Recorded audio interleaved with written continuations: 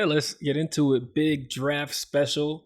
The draft happened, as you guys have heard, and it was a beautiful night, right? It's always a beautiful night. We watched 60 something teenagers have their lives changed for the better, all in a few hours, a culmination of a lifetime's work. So, how do you not like the NBA draft, the NFL draft, all the professional drafts where these kids are getting taken care of?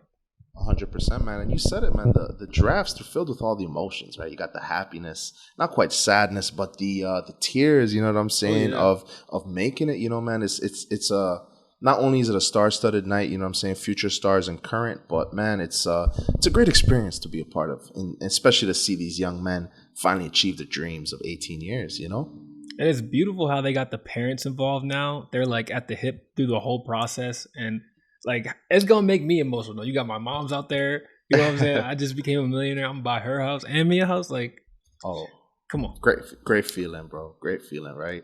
But yeah, man, without further ado, man, this draft has, needless to say, like it always is every year, it's been an interesting one. I think this is a strong draft class we have. I don't want to steal your notes, but you had mentioned a very interesting observation about this year's draft compared to one in recent years. You want to delve into that one a little bit for us? Of course. Well, coming in, right, we knew the 1, 2, 3 order. The top 5 were pretty solidified. We didn't know the exact order, but the rumors were it's supposed to go Jabari Smith Jr. first, Chet 2, and Paolo Banchero 3, right? Some had Chet 1, Jabari 2. They flip-flopped them, but it wasn't supposed to be Paolo first. And I was like, why? I didn't watch too much college basketball, but what I did see made it crystal clear that Paolo Banchero was the best, at least offensive talent in this draft, right? It was reminiscent of that Tatum draft class where Lonzo and Markelle went first and second, but Tatum is 6'10", the most offensive skilled of the three.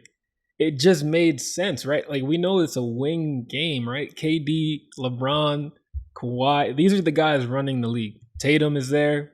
Steph is an exception.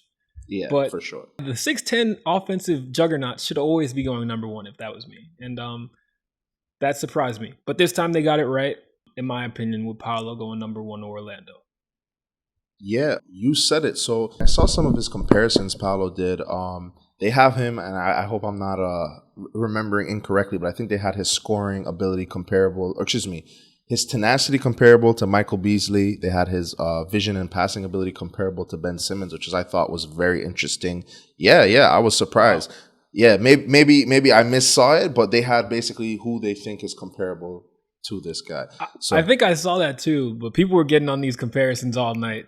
Yeah. So regardless, you have a 3-level scorer, young, tall, versatile wing, very athletic, can basically get whatever he wants on the offensive end, can contribute in terms of boards, rebounding, you know what I mean? I think the interesting part about this, and you mentioned, the shades of Jason Tatum, and he's for sure separated himself as the best player in that draft, right? The higher ceiling out of the top 3 picks, in my opinion, you know what I mean? He might not impact the league right away, although he does have the potential to do that on an Orlando Magic squad that has been begging for a player of this type, a person who can basically score the bucket, be a star, people to complement those guys like Mo Bamba and Cole Anthony and those kind of cats that they've drafted in recent years, you know what I'm saying? I think it was a very good draft pick. By a team that we're accustomed to seeing drafting pretty poorly. You know what I mean? It wouldn't have been a shock if we saw them pick a guy who would have been the worst out of the top 5. But I don't think it's the case with Paolo, Yeah, and I agree with you. I think the comparison, at least that first part, the physicality of a Beasley is right on point, because I like the Jason Tatum comparison with the offensive skill set, the versatility in their game. He can pass, shoot, dribble. But there's a physicality to Paolo that is apparent as soon as you watch him, and a lot of y'all will see it in Summer League, that is different from Jason Tatum. Something you say he might be missing in these finals. But I like the fit alongside Cole Anthony, right? Orlando has stockpiled a bunch of talented bigs and guards. They got Fultz, they got Cole, they got Bamba, as you said. Yep. Even Isaac. But now they have, Isaac, I was about to say. Now they have a wing, a talented wing that can fit with that young group.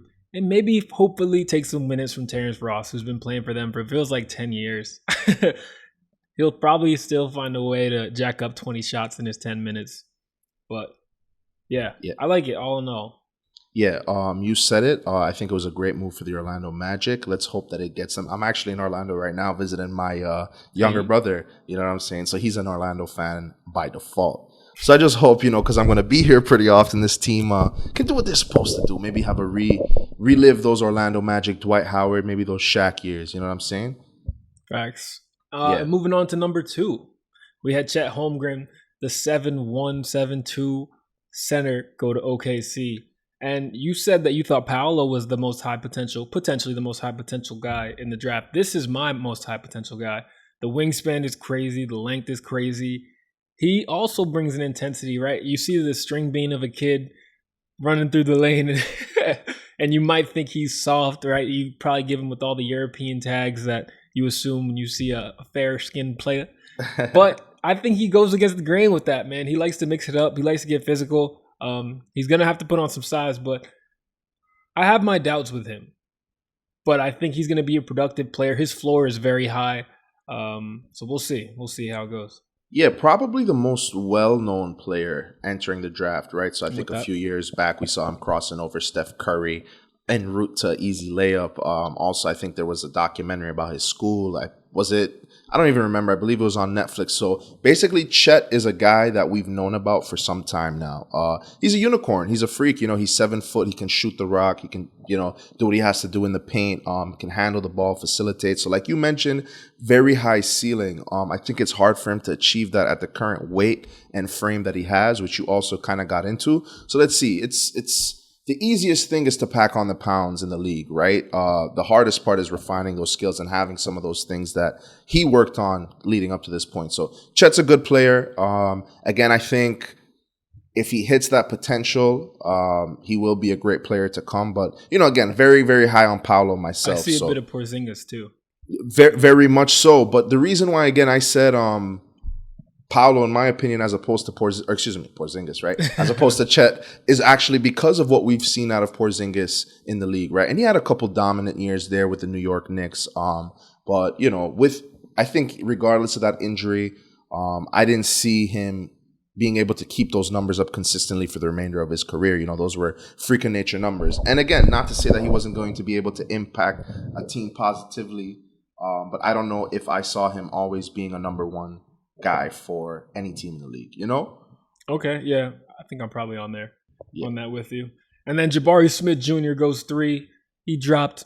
I don't know if it's a drop from 1 to 3, but potentially a drop, landing in Houston. Right, this is an interesting fit. I think interesting isn't good, right? Yeah. When you think Houston, you think Jalen Green, and you've got a pick and roll partner, a dynamic force, a lob threat, and a defender, rim protector in Jabari Smith. Very talented, a lot of upside here. I like the pick. Yeah, no, I'm with you, man. This is a guy who averaged about 17 points, 7.5 rebounds in college, 2 assists, which, I mean, they don't scream at you, but are decent numbers when it comes to the passing lanes for a big man. The stuff that really surprised me here was his shooting numbers throughout college, man. And, freshman only played 1 year, but he's shooting 43% from the field, 42% from three-point land, and just 0.1% under 80% from the free throw line. On top of that, he's doing it efficiently with a 25.1 PER. Jabari Smith was a guy that, like you said, I mean, really and truly, there's so many shades of that Jason Tatum, Lonzo Ball, Markelle Fultz draft class, right?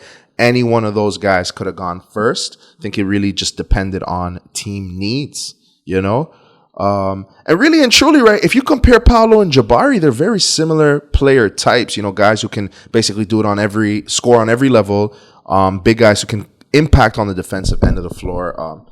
Throw Chet in there. It's basically they're very similar player types, all very high skilled guys. So yeah, no complaints for me in the top 3 there, And after that top 3, things got interesting. Because then we had Sacramento at 4, and they are the notorious bad drafters of the NBA, right? Yeah. Whoever they draft, the next guy is going to be a star. They missed on Luka by 1 pick. They missed on Clay by 1 pick, and the list goes on and on. The Knicks wanted that pick. They did everything. There was a lot of smoke. Where there's smoke, there's fire about the Knicks trading up to pick Jaden Ivey, right? Probably the most athletic guard in the class, freak of nature, shades of Donovan Mitchell. Sacramento didn't do that, right? They went and got Keegan Murray. Shouts out to a Murby, but he's just a Swiss Army knife. They drafted for fit, even though every projection, every poll had Murray after Ivy. They're like, okay, we got Fox. We don't need another guard. Well, you should have traded down. Okay. And then Detroit with the 5th pick breaks my heart. They choose Jaden Ivey. And they did what they're supposed to do. It's their pick. They weren't forced to trade it to us, even though we would have gave them whatever they wanted. But Detroit Pistons do that. They ended up getting another center, Duran, from Memphis. And people are dubbing them the best draft night. And in the process of that best draft night, they demolished the Knicks' plans in the process. So, yeah, for us. Yeah, I mean, you said it for sure. I got to go back to Keegan for a second, man. And don't get me wrong. You mentioned it. I think they more so drafted for fit. But, I mean, you can't sleep on what the guy did in his, second season in college, right? Basically off the bench in his first season, 31 games played, 4 started, only averaged 7 points a game. Comes back the next season to be able to put up damn near 24 points a game. Again, plays for Iowa, bro, which is in the Big Ten Conference. I mean, this has not been the strongest Big Ten Conference we've seen, but nonetheless a very strong conference. While also able to average 8.7 rebounds, almost 2 blocks, 1.3 steals. Like, I can't necessarily fault the Kings for taking him.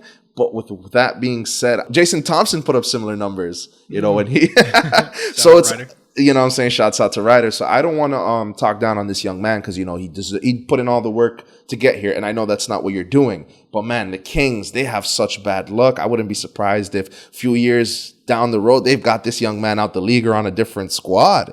I was pretty sold on Jaden Ivey, but the fact that the Kings passed on him and then he went after, with that track record, he's gonna be a star. There's no doubt about it. It's already done. There's no doubt about it. So with all that being said, you mentioned it, man. The Pistons, they stole the show last night. You know what I mean? They set up the Knicks, told them, hey, we're going to do this and we're going to do that, to completely be frauds on draft night. So I know that one had to hurt, but at the same time, you cannot blame them because their squad is improved very much so after last night. How many guards do you guys need, Detroit? Like, you drafted guards in the top 5 the last 3 years. Seriously, they got Killian Hayes there in the end of the rotation, like not really able to do anything. Yeah, this is an acknowledgement that was a fuck up of a pick because you just drafted another guard that's going to start over him.